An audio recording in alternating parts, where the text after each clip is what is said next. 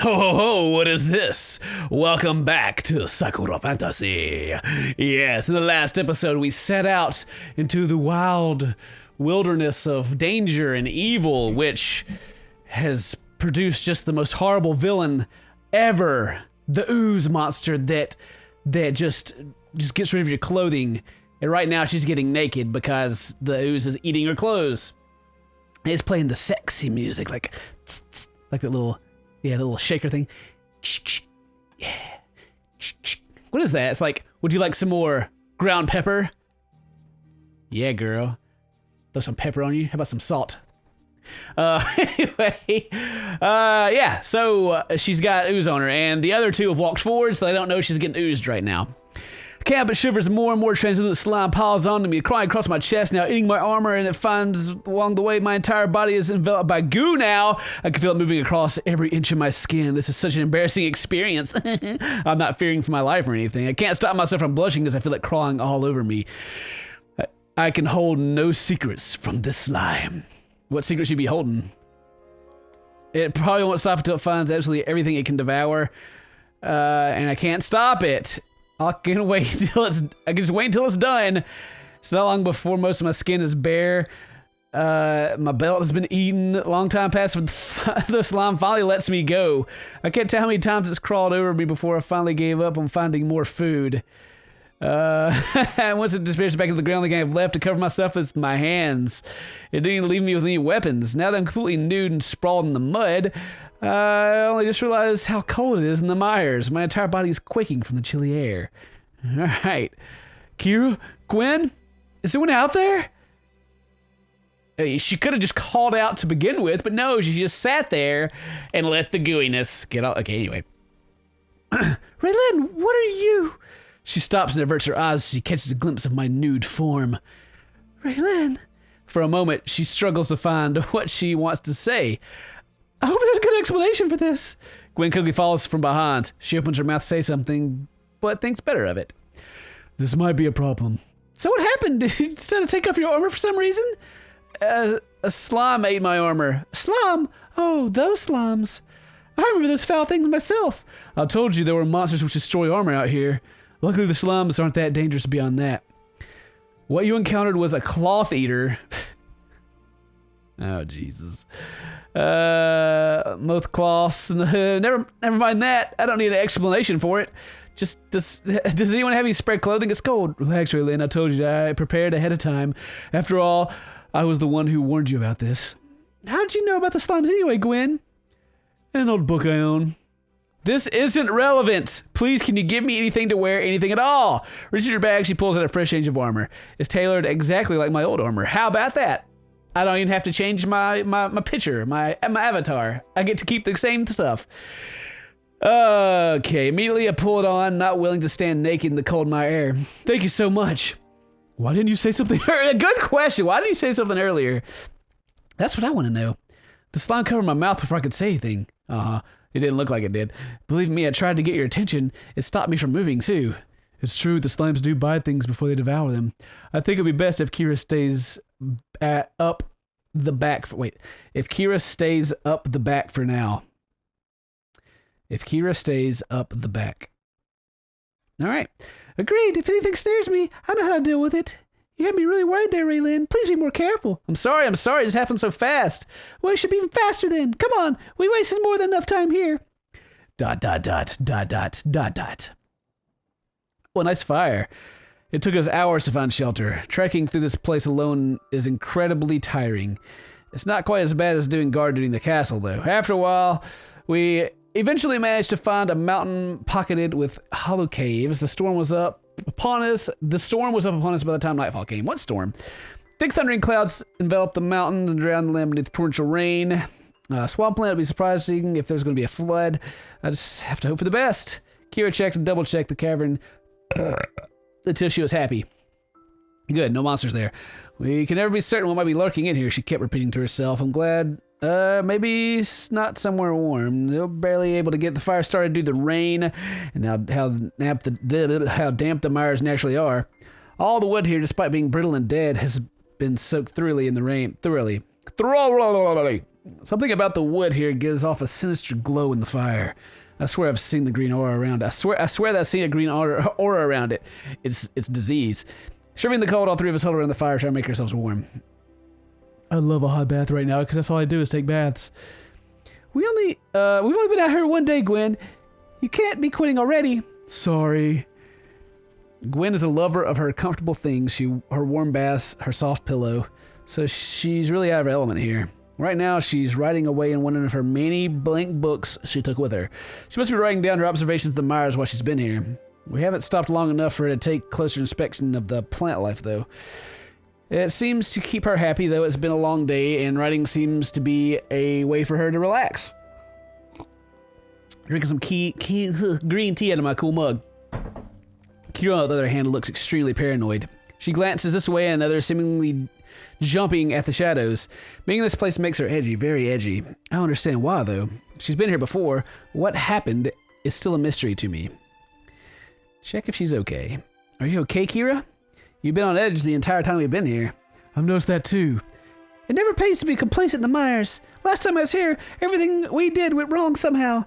It was far too frequent for it to be bad luck. So either this entire forest was against us, or there was something else lurking in here, which was interfering with our expedition. That Trinity compass is going to be enough if we want to navigate this place. Though I do not wish to belittle a boon from the Empress herself. Extra precautions in case of unforeseen problems are always important. I can understand what she's talking about. The Myers do feel like the kind of place where precautions like this would be necessary. We haven't seen any of these beasts which roam these lands yet. I can't read. Shut up. If that's a good or a bad thing, I can't tell. The beasts and the Myers are one thing, but becoming lost in this place, that is what kills most scouting parties who enter here. Oh, my beard feels so good. Quietly, she stares into the embers, looking deep in thought. And I just remembered that I haven't opened my Hearthstone packs that I pre-ordered. Okay. Listen, I think it's time you two both know what happened when I was out here. Okay, looking at Gwen, I hesitate. Her previous experiences here were traumatic. I don't know if it'd be wise to talk about it now. Kira notices my hesitation immediately. It's fine, really, and Gwen knows that something happened too. We know each other a lot better than you would think. Hadn't thought of that, but that would be true. Gwen is her favorite novice after all. Looking back to her, Gwen just gives me a knowing smile. Like, oh yeah. So it's obviously that I've been here before. As I huddle my boobies over my arms and cry a single tear. It was part of an expedition to try to push back the Myers. The blight that changed the land can be cured with the right methods. By cutting back the forest and reclaiming the soil, we could begin to the purification rites. My sister was there too. She was far younger than me, little more than a child. I had taken her on the expedition as she had no one to look after while I was away. Definitely one of my most terrible mistakes. Though she tries to force herself to talk, I can see tears forming in her eyes, like that one right there. Our parents had died a long time ago, so it fell to me to protect her.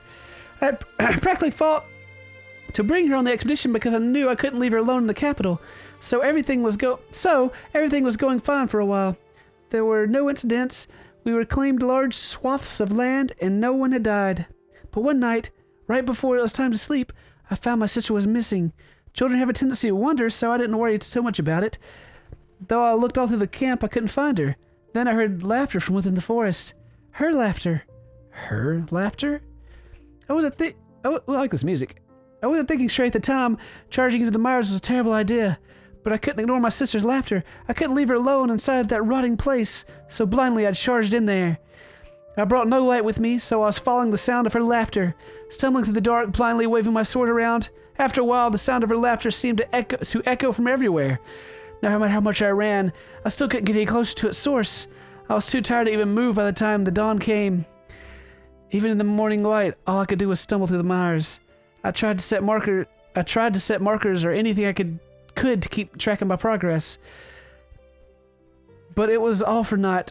The very trees seemed to shift to make me lose track of where I was. Worst of all, I could still hear my sister's laughter in the undergrowth. Then the beast came for me to take my life. It took me weeks to make it out of there. The foul things I had to eat, the tainted water I had to drink. If it weren't for my gift, I would have died out there. By the time I made it back, the entire expedition was missing. and the foul force was creeping its way back across the land. I was the only survivor somehow. To this day, I don't know what happened to my sister. She couldn't be alive after all this time, though. Even with my gift, the forest nearly killed me. So to come here like this, it's almost like I'm walking in a graveyard. I cannot think of a worse place for someone to die than inside the mires. Silently, tears begin to trickle from her eyes. She's barely composed now, merely a step away from sobbing. I wish we weren't inside this cave. At least my tears could be hidden from the rain. I honestly don't know what to say to her. The fact that she came after knowing what she was going to face. Now you know all about it. This is why I care so much about my novices. Every single one of you is precious to me. I can never allow myself to be so careless again. You have no idea how much you two mean to me. If you never come back, no, I can't think like that. That is why I decided to come despite knowing what is here. You just literally just said that. Can't let you disappear in this horrible place like my sister did. How did you not lose your mind when you were stuck out here? I almost did. To listen to your sister's laughter endlessly and not being able to do anything. It was even worse than when the laughter became screams. When I stumbled out of there, I could barely tell what was real and what was delusion. Fortunately, I managed to make it back to the wall and get treatment. After that day, I dedicated myself to nurturing and protected warriors younger than myself. Ardinia herself came to see me when I made it home. She congratulated me on making it out alive and ensured I would live comfortably after what had happened. But life after my sister... It wasn't ever going to be the same. As much as I tried to bury myself in training, I couldn't get rid of this grief. It will remain with me forever. I cannot run from it or deny it. The only way I could escape is if I forgot about her, and I would sooner die than forget. Sometimes I like to imagine that she somehow found a way out, that she's somewhere else, that she's somewhere safe, like in the capital or I don't know, just somewhere. It's only deluding myself from the truth, though. You can't stop hoping. She might have made it out alive, and we'll find her.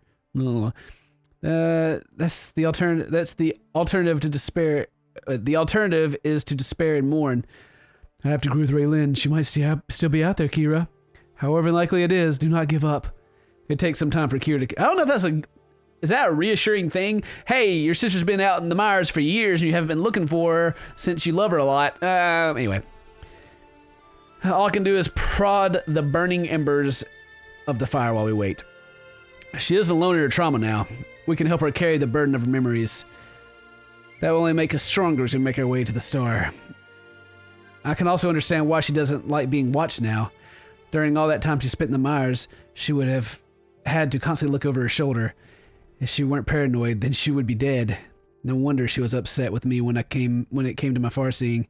She doesn't like having any unseen eyes watching her. You just said that. In all honesty, I'm surprised that she was outright hostile towards me. You two sound far older than you look, you know. When did I train such wise novices? I'm not a novice, remember? I got a promotion. Come on, surely you've worked out that this isn't a promotion by now. Thank you both. Yeah, it was not a promotion. It's a sucky promotion. It was never easy to carry this alone. After we lost our parents... It always fell on me to bear our burdens. I guess I've learned not to rely on others, but I have you two now, and I have no intention of losing either of you out there. So don't wander too far from my sight, okay? You sound like my mother used to. She must have been a kind woman. Gwen's face lights up as she thinks of an idea. What was your sister's name, Kira? Lavina. Why do you want to know? I know we've told you not to give up, but in case the worst happens, why don't we make a memorial for her? I appreciate the thought, Gwen, but it'd be a waste of our time. We cannot afford to stop for such trivial things. Where will we even put a memorial anyway? There's no place in this cursed forest that the cursed forest will swallow up. We may be able to clean these lands, to clean up these grave sites, replace the fields rotting. Yes, that's what we'll do. Destroy this plate. We'll destroy the whole forest. And the Star of the Empress has made it clear that it's important. Going to lead the salvations? I don't know. I just wish we knew what the star meant. Well, I'm going to find out ways to make it back to her. I need to know too. It's been driving me insane for the last month. I have to agree. I plan on recording our findings when we reach the star. This could be a historical find. And if it's not training when we get there, miserably she stares off at the cave mouth, watching the rain pelt down. All right, well, that is all the time we have. Thank you very much for watching. Today's your birthday. Happy birthday. And I'll see you guys in the next episode. Until then, stay toasty, my friends.